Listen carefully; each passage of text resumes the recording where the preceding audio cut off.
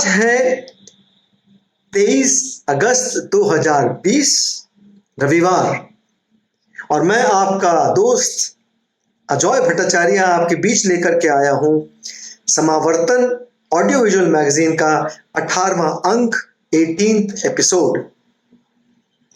आज आप देखेंगे और सुनेंगे चित्रा देसाई जी को कविताओं के साथ, ममता सिंह जी को उनकी कहानी के साथ, और निरंजन श्रोत्रिय भाई को युवा कवियों के साथ। मगर उसके पहले निशा भ्रम, ये कविता बाबा ने जो उनका संग्रह है कविता प्रभात, उसके खंड 3 में राग रंग में लिखा है। निशा भ्रम। श्यामा निशा के तिमिर भाल पर चंद्रमा का टीका लगाकर धूम वर्णी उजाले का जीना जाल बुनती हो तुम, और सोचती है कुछ तो पिघलाया तुमने ठोस में,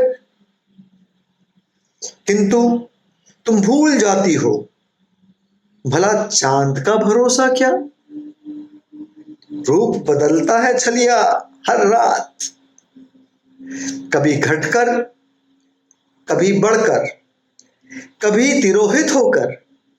हाँ, एक अचंभा करती हो जरूर तुम्हारी जो वो विशाल छननी है, जिससे पसारती हो तुम अक्षितिज, और उसे छननी में उड़ेल देती हो श्यामा निशा।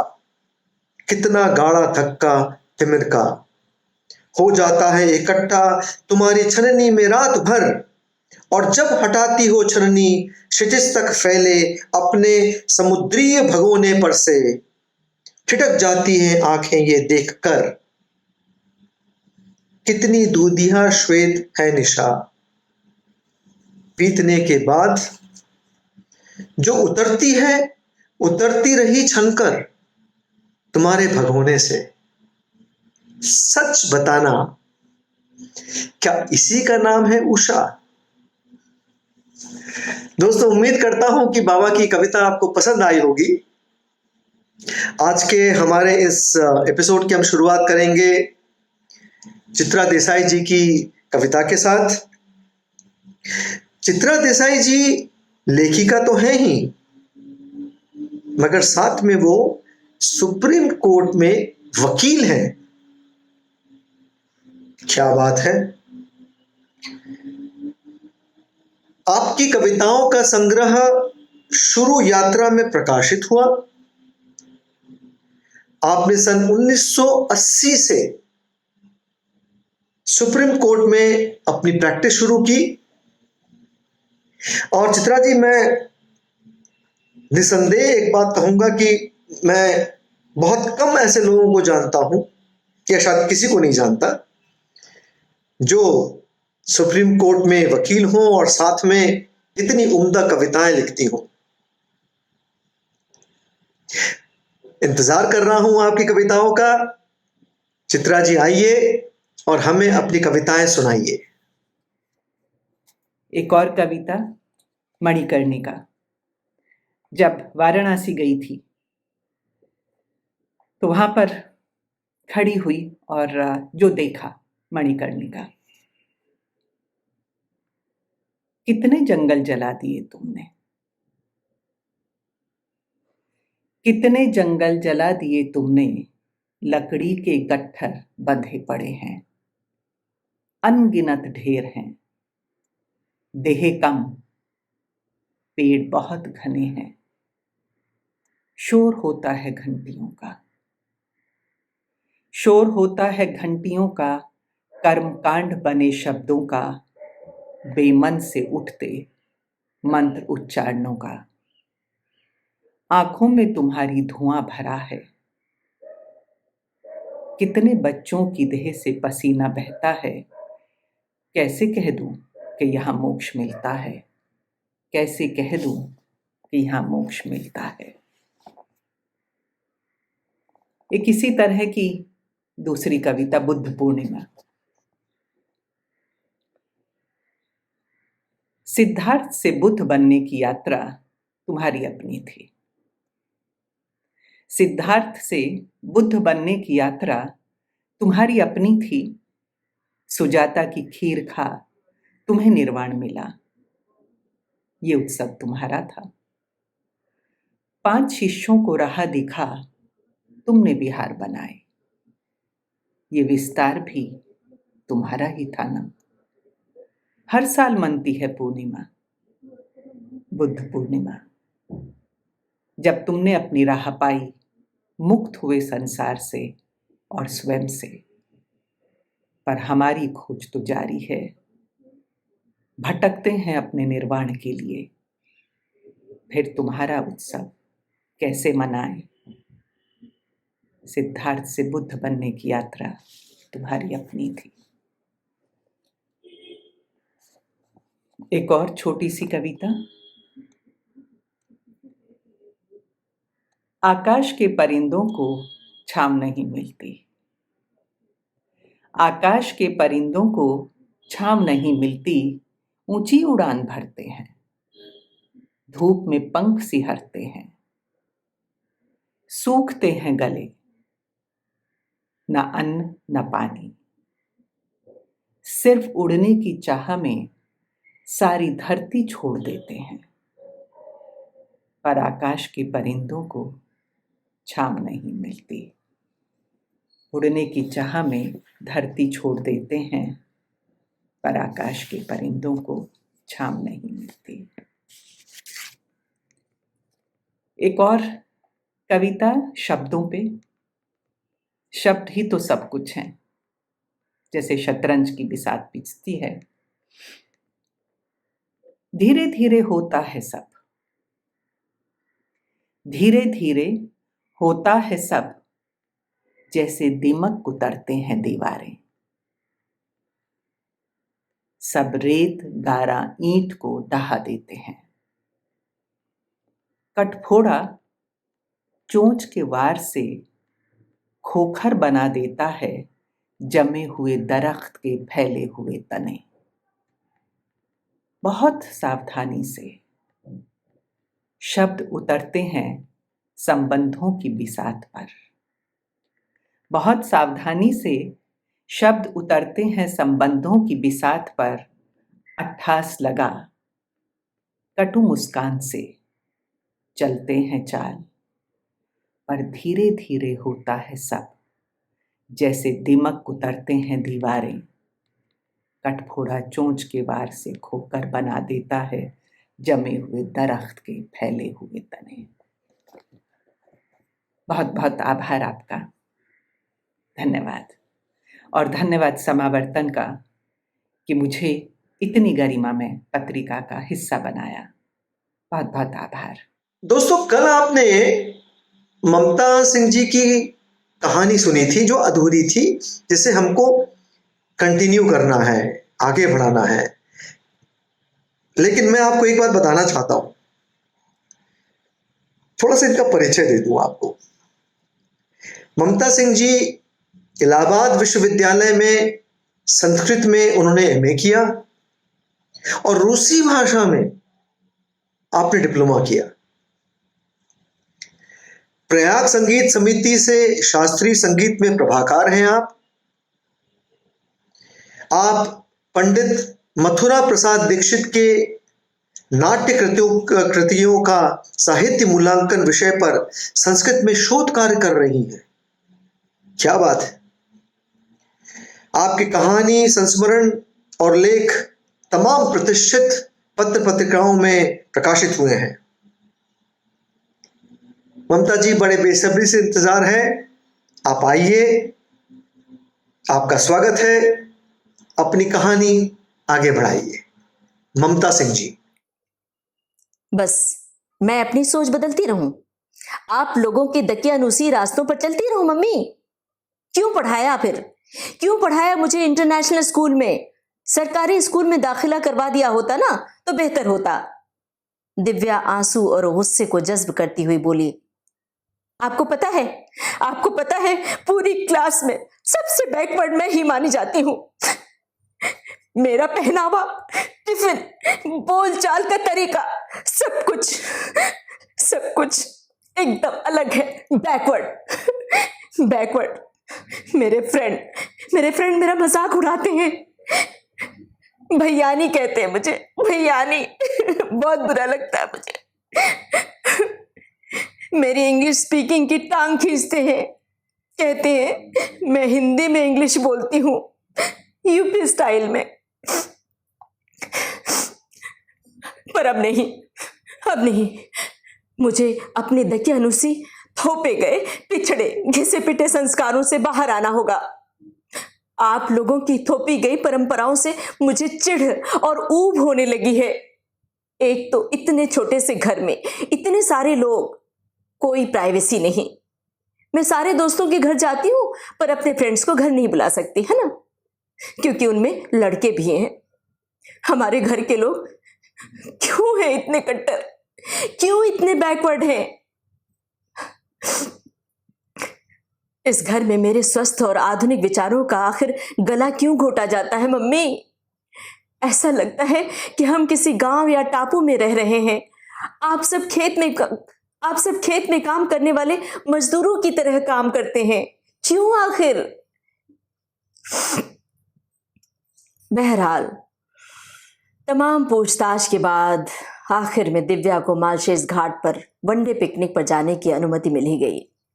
कैसा सुखद था वो सफर। पहाड़ों से उतरती पगडंडी सरीखी पानी की दूधिया पतली धारा कुदरत के तराशे पत्थरों को स्पर्श करती हुई नीचे आकर एक सुरीला संगीत पैदा कर रही थी। नीचे तक आते आते झरनों का वेग इतना तेज हो जाता कि उसके नीचे नहाते हुए बदन चोटिल हो जाए। झरने के सफेद फेनिल पानी को जब दिव्या ने छुआ तो रोमांच से भर गई थी। झरने में दिव्या ने पूरे ग्रुप के साथ जी खोलकर मौज मस्ती की। मालशेज घाट की गगन छूती ऊंची पहाड़ियों के विहंगम दृश्य को दिव्या अपने मन में खूब गहराई तक बसा लेना चाहती थी। पहाड़ियों और घाटियों की अनगिनत तस्वीरें उसने अपने मोबाइल में कैद की।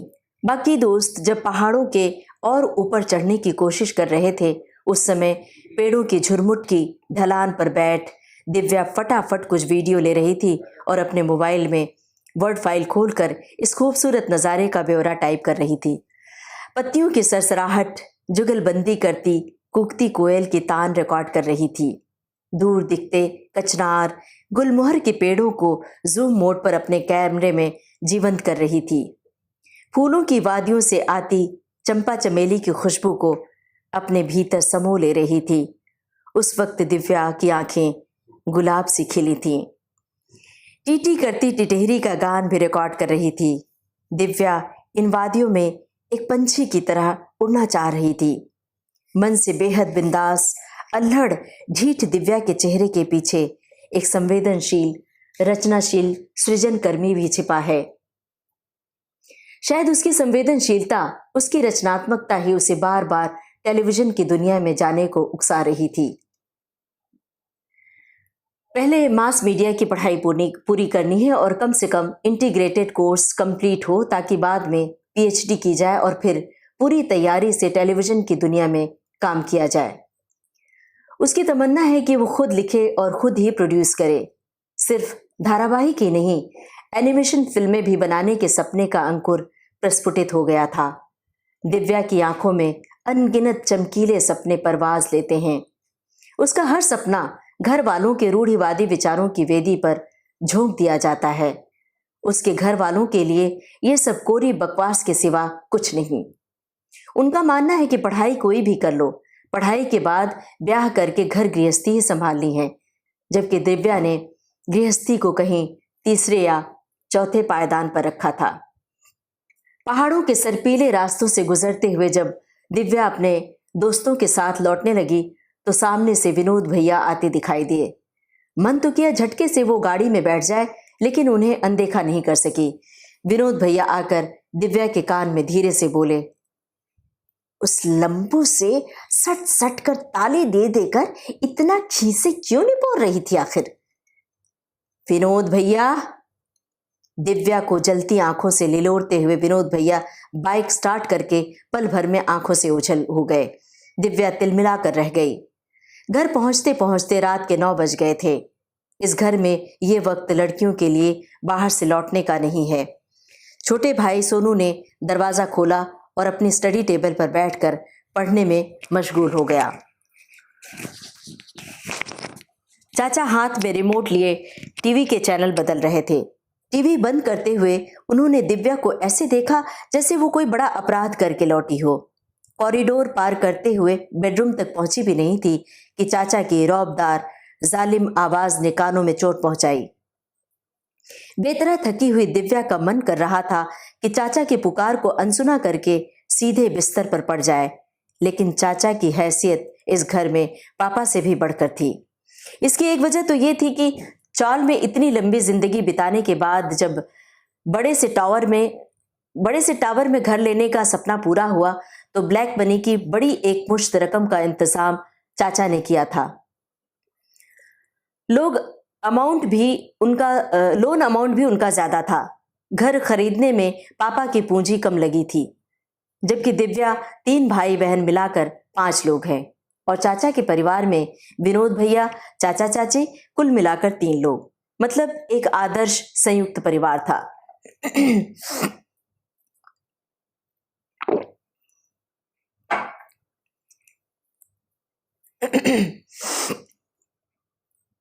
दिव्या सिर झुकाकर अपराधी की तरह सामने सोफे पर बैठ गई। विनोद भैया की लगाई आग चाचा की जबान के जरिए घर में धधक रही थी। उनकी लाल आंखें शोले उगल रही थीं और उसमें वो जल रही थी। ऊपर से तो वो बुत बनी थी, लेकिन उसके मन में विद्रोह का ज्वालामुखी फट रहा था। वो अपने आप से ही पूछ रही थी कि आखिर उसका दोष क्या है। जमाना कहाँ पहुंच गया है। स्त्रियां धरती के हर छोर पर पहुंच गई हैं, स्पेस तक में अपना परचम लहरा रही हैं। ये संकुचित सोच के चाचा लड़कों के साथ घूमने क्यों चली गई, घर सिर पर उठाए हुए हैं। खुद तो चाची की सहेलियों से मुस्कुराकर खूब रस ले लेकर बतियाते हैं, लेकिन दिव्या इस घर की बेटी है और वो लड़कों के साथ घूमने गई तो गलत करार दिया गया और उसे चाचा से बेवजह मार भी खानी पड़ी उस दिन। इस आदर्श परिवार में बड़े होकर भी बात बात में पिट जाना आम बात है और कुलीन संस्कार में शुमार है। विनोद भैया ने दिव्या और इरफान को लेकर अफसाना गढ़कर चाचा और पापा से कह सुनाया था। वो भी इस तरह जैसे दिव्या कई दोस्तों के साथ न जाकर अकेली इरफान के साथ गई हो, जबकि इरफान भी अन्य लड़कों की तरह महज एक दोस्त था। मम्मी ने भी चाचा पापा के पंचम सुर में अपना मंद्र सप्तक का सुर मिला दिया था। दिव्या तुम लड़की हो, इरफान से मिलना जुलना कम करो। लड़की का चरित्र सफेद चादर की तरह होता है, समझ में आई बात? एक छींटा भी दाग लगा देता है। तुम जानती हो हमारे यहाँ ये सब नहीं चलता, समझी कि नहीं? उस दिन दिव्या का दिल दर्द से कराह रहा था। अनगिनत खरोंचें लगी थी। मालशेज घाट में देखे फूल मुरझा गए थे। बेचैन मन आंसुओं का झरना बन बहता रहा बहुत देर तक। कमरे का दरवाजा अंदर से उसने बंद कर लिया। रोने के बाद मन हल्का हुआ तो मोबाइल उठाया, फेसबुक पर मालशेज घाट की पहाड़ियों की तस्वीरें अपलोड की और व्हाट्सएप पर अपनी सहेलियों से बहुत देर तक चैट करती रही। इसी बहाने अपना जी बहलाती रही।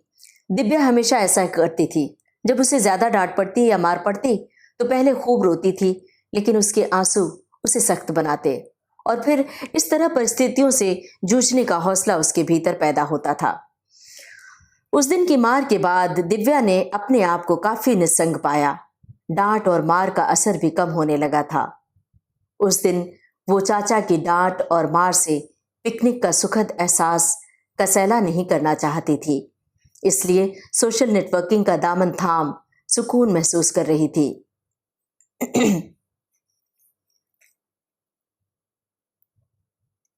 दिव्या स्वीट हार्ट, तुझे क्या हुआ है? किन ख्यालों में कहाँ खोई है दिव्या? दिव्या मैं तुझे कब से आवाज दिए जा रही हूँ। एवी रूम में सब लोग तेरा इंतजार कर रहे हैं। ड्रामा का रिहर्सल है और इस बार पता है उद्भव सर और तान्या मैम भी ड्रामे में पार्टिसिपेट करेंगे। चल। ओह तेरा लिखा अधूरा ड्रामा इरफान ने पूरा कर दिया है। जानती है कितना अच्छा लिखा है उन्होंने। तानिया मैम अपने रोल से इतनी खुश हो गई है कि उन्होंने इरफान को आज खूब कस के गले लगा लिया है। चल चल जल्दी चल। दिव्या की आंखों के सामने वो दृश्य कौन गया जब उसे तुषार से हाई फाई करते हुए विनोद भैया ने देख लिया था। घर जाकर कैसी चुगली की थी और इस बात को लेकर भी घर में हंगामा हुआ था। चाचा का लंबा चौड़ा भाषण सुनना पड़ा था। चाचा की डांट एक अनपढ़ ग्रामीण की तरह थी जिसे सुनना बुखार से पीड़ा देता। उस घर में विनोद भैया की भूमिका एक महज जासूस की थी। अगर घर वाले कॉलेज का ऐसा खुला माहौल देख लें तो जाने क्या होगा। दिव्या सोचती है, घर और बाहर की दुनिया कितनी अलग है। घर में जो गलत है वही बाहर कॉलेज में नॉर्मल है, रूटीन है। इन सब बातों पर तो आजकल किसी का ध्यान भी नहीं जाता, लेकिन दिव्या के घर में ये एक तरह का अपराध है। चल दिव्या चल, तू तो ड्रामा की हीरोइन है और जानती है हीरो का रोल कौन कर रहा है पता है? दिव्या ने कोई उत्साह नहीं दिखाया। अरे यार पूछ तो सही, पूछेगी भी नहीं। दिव्या अपनी पलकें प्रश्नवाचक मुद्रा में उठा देती है। उद्भव सर, सुना उद्भव सर। अनमनी सी दिव्या उठकर अपने रूम की ओर चल देती है। जाते जाते कहती है, राइमा सर और मैम को मैसेज दे देना प्लीज, आज मैं रिहर्सल पर नहीं आ पाऊंगी। क्या हुआ? अरे क्या हुआ? चल ना। मेरी तबीयत ठीक नहीं है, मैं नहीं आ पाऊंगी। कहते हुए दिव्या बरामदे की ओर मुड़ जाती है। राइमा उसका मन टटोलने की कोशिश करती है लेकिन नाकामयाब रहती है। हॉस्टल के कमरे में जाकर दिव्या ड्रामा की स्क्रिप्ट निकालती है। कल तो रिहर्सल में जाना ही होगा, एक रीडिंग जरूरी है। अपने आप से गुफ्तगू करती है दिव्या। आखिर ये चमकीला सपना मैंने ही तो देखा था, मेरे ही सपने का हिस्सा है ये। फिर मेरा मन क्यों घबरा रहा है? अपनों से दूर होने की कसक इतनी ज्यादा आज क्यों सता रही है? भारी मन से स्क्रिप्ट के पन्ने पलटने लगती है। साथ में अपनी डायरी लेकर बैठ जाती है। जब मन के भीतर तूफान मचा हो, हवाओं का रुख बार बार एक ही दिशा में भागा जा रहा हो, तो मन को संभालना समझाना बड़ा मुश्किल होता है। आज दिव्या का मन खुद से ही जद्दोजहद कर रहा है कि कहीं उसने गलत फैसला तो नहीं कर लिया। अगर डॉक्यूमेंट्री टेलीकास्ट नहीं हुई तो अगले सेमेस्टर के लिए फीस के पैसे कहाँ से आएंगे? पिछले सेमेस्टर में भी स्कॉलरशिप के पैसे से फीस पूरी नहीं हुई थी। इरफान और रायमा ने मिलकर बाकी फीस ऑनलाइन भर दी थी। उनका ये एहसान कैसे चुकाएगी? अगले दोनों सेमेस्टर में ज्यादा फीस की जरूरत होगी। प्रोजेक्ट वर्क भी ज्यादा होगा। प्रोजेक्ट वर्क में लगने वाली सामग्री काफी महंगी होती है। कहाँ से आएगी ये रकम? उसका तनाव बढ़ता ही जा रहा है। वो जब मन से परेशान होती है तो अपने आप को अकेलेपन के महासागर में डुबो देती है। अपने एकाकीपन से खुद को बाहर नहीं निकालना चाहती। अपनी पीड़ा को तार तार महसूस करती, अपनी बेचैनी को सहलाती है और उससे जूझती भी है। उसे अपने आप पर गुस्सा आता है, अपने हालात पर भी, घर वालों पर भी। लेकिन एकाकीपन के उसके ये लम्हे उसके प्रिय होते हैं। ऐसे में वो या तो अपनी डायरी उठाती है या फिर खिड़की से बाहर खाली नजरों से देखती है। आज वो दोनों कर रही है। शून्य में देखती हुई अपनी डायरी उठाती है, पन्नों के बीच से एक मुड़ा तोड़ा कागज निकालती है। मुंबई से वर्धा तक का जनरल टिकट। अजीब थी वो रात। ऊंची अट्टालिकाओं के ऊपर औंधा आसमान जैसे कुछ नीचे सरक आया हो। आसमान में टंगे चांद और जगमग करते सितारे यूं लग रहे थे जैसे कि दिव्या हाथ बढ़ाकर उन्हें अपने बैग में रख लेगी। खाली आंखों के सामने वो दृश्य तिर जाता है जब घर से अकेली निकल आई थी। दिव्या ने बैग में थोड़ा सा सामान रखा था। इरफान और रायमा को भी उसने अपनी योजना के बारे में नहीं बताया था। एंट्रेंस एग्जाम पास हो गई थी वो। लेटर आया, उसे मास कम्युनिकेशन इंटीग्रेटेड कोर्स में एडमिशन मिल गया था। टेलीविजन प्रोडक्शन मैनेजमेंट कोर्स करने के लिए उसे 5 साल के लिए वर्धा में रहना पड़ेगा। सुनते ही तूफान आ गया।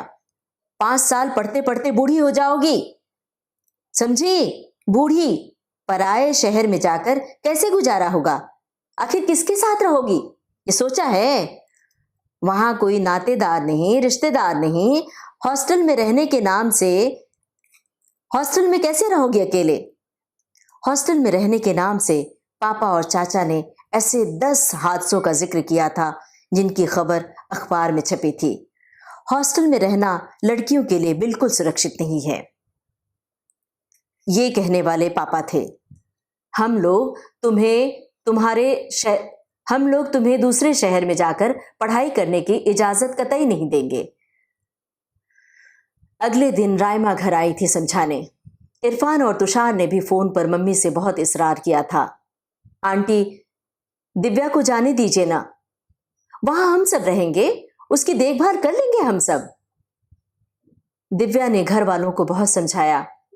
मम्मी, मेरे साथ रायमा रहेगी ना, कोई परेशानी नहीं होगी मुझे। हम दोनों एक दूसरे से शेयर कर लेंगे सब कुछ, हम रूम शेयर करेंगे। फिर आज तो फोन का जमाना है मम्मी, हम फोन पर दिन में कई बार बातें कर लेंगे आप लोगों से। टेक्नोलॉजी के इस जमाने में तो हम दिन में कई बार बात कर सकते हैं। वेब कैम के जरिए हम रोज चैट करेंगे मम्मी, आप हमें रोज देख सकेंगी। प्लीज जाने दीजिए ना।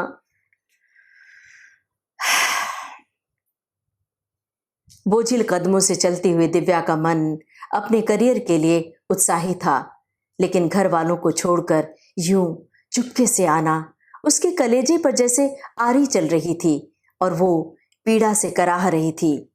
रास्तों का पता नहीं, नदी के उस पार टिमटिमाते हुए दिए की मध्यम रोशनी, कैसे जाएगी वो उस पार?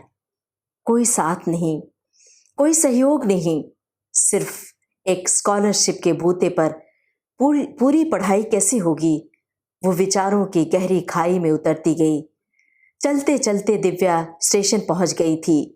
सीढ़ियां उतरकर उसने सामने खाली पड़ी एक बेंच पर अपनी काया को धकेलते हुए बिठा दिया था। प्लेटफॉर्म पर दूर टिकी आंखों के सामने रात का अंधेरा था।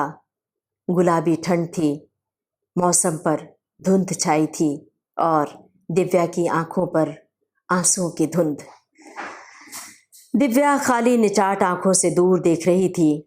डीजल इंजन वाली ट्रेनें आ रही थीं, जा रही थीं। सारी गाड़ियों का वक्त और गंतव्य निर्धारित था, पर दिव्या की ट्रेन का न तो नियत समय था और ना ही नियत मंजिल। किस शहर में जाना है ये तो पता है, लेकिन किस ट्रेन से ये तो दिव्या ने सोचा ही नहीं था।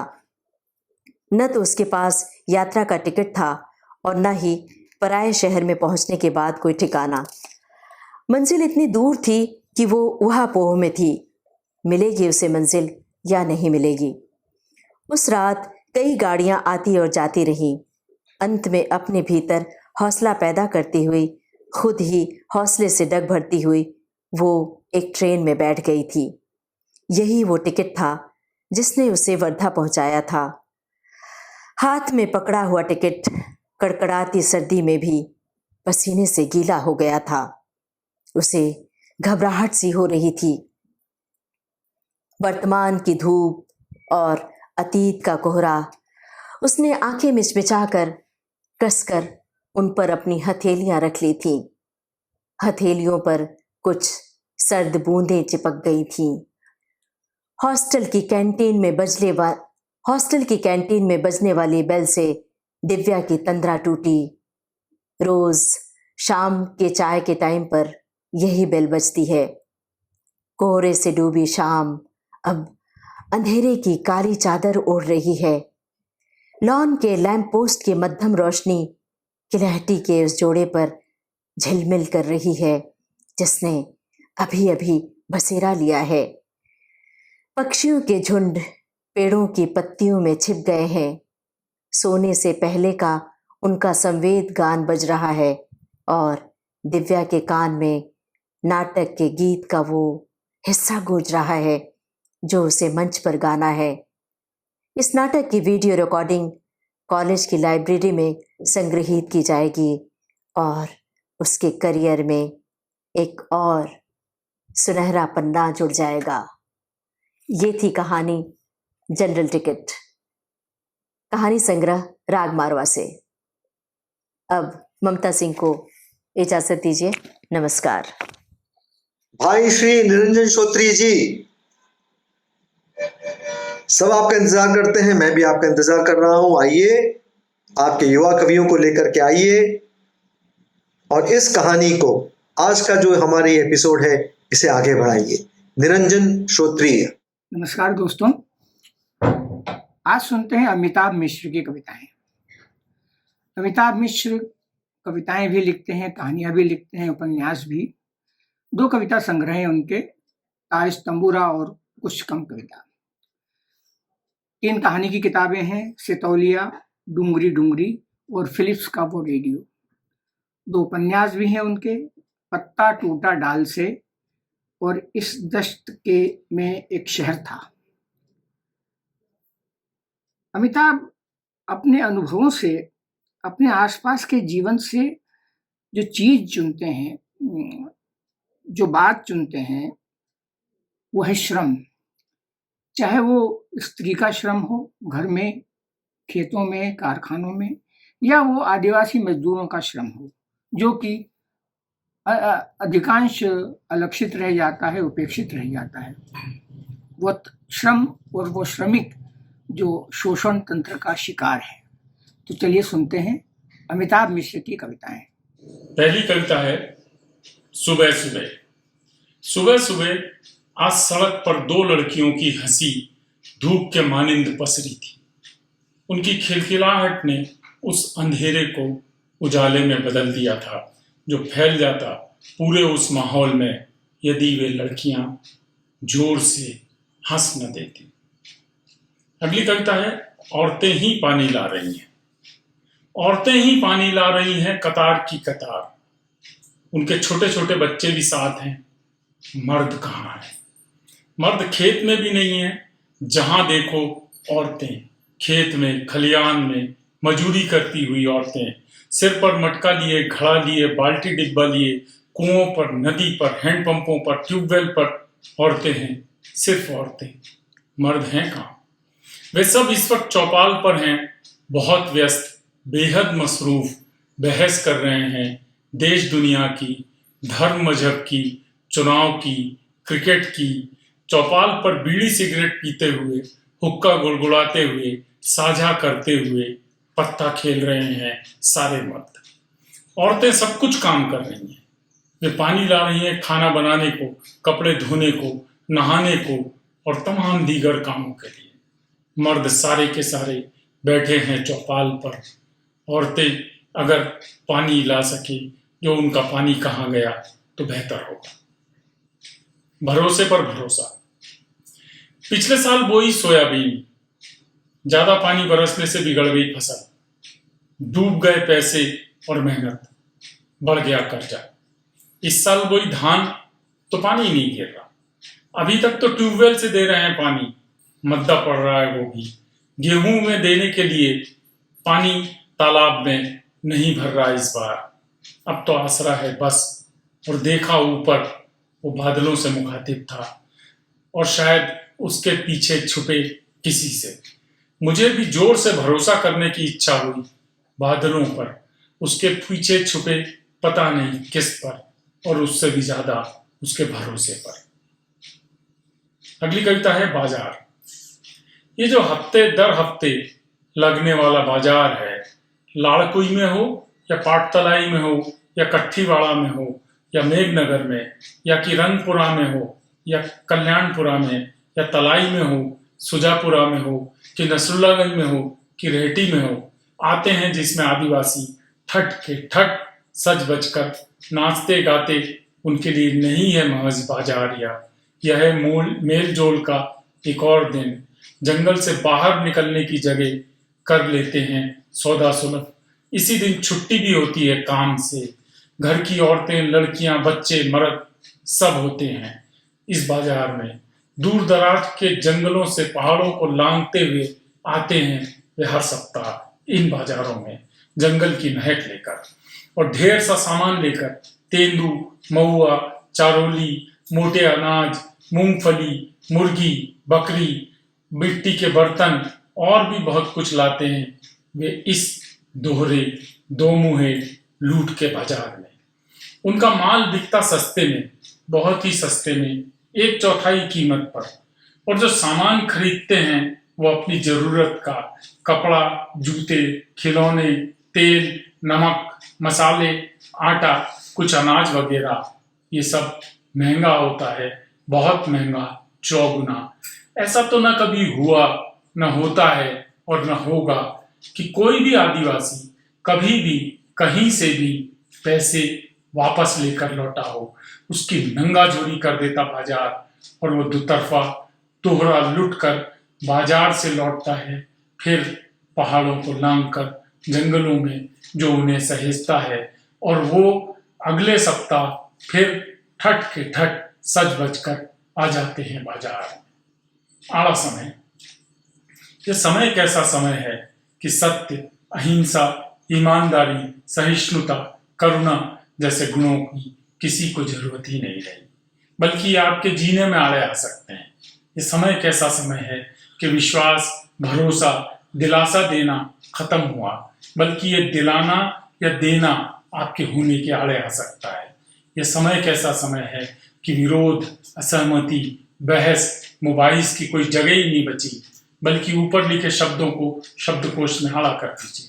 अब आड़ा समय यूं ही तो नहीं आता बताकर आप सब शरीफ लोग पता नहीं किस मुगालते में जी रहे हैं। अब जरा आड़े होइए और अनुशासित कतार में सुसज्जित गणवेश में आती कतार को जगह दीजिए जो सारे आड़े टेढ़ों को सीधा कर देगा। अगली कविता है बाजार से गुजरा।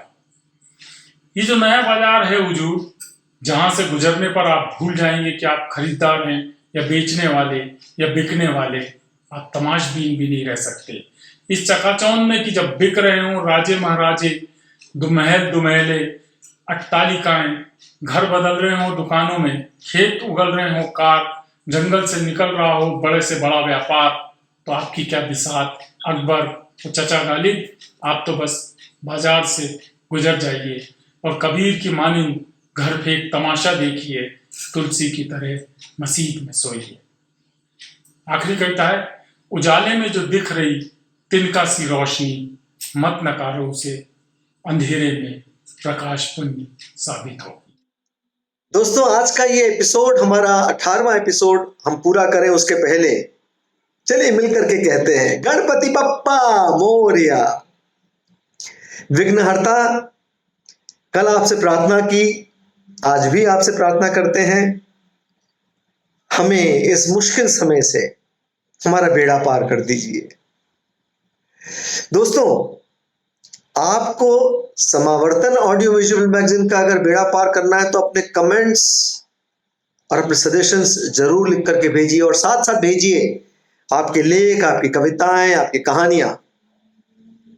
हमेशा कहता हूं, आज फिर कह रहा हूं, हम इंतजार करते हैं आपका। आपसे मुलाकात होगी अगले सप्ताह। हमारा एड्रेस नोट कर लीजिए। हमारा वेबसाइट है www.samavartan.com।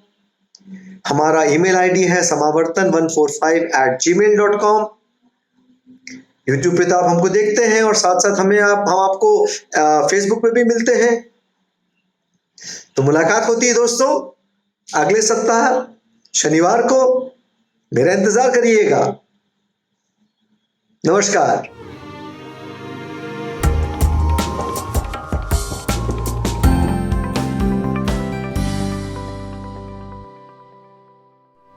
इस वीडियो के नीचे डिस्क्रिप्शन बॉक्स में चैनल का लिंक दिया हुआ है।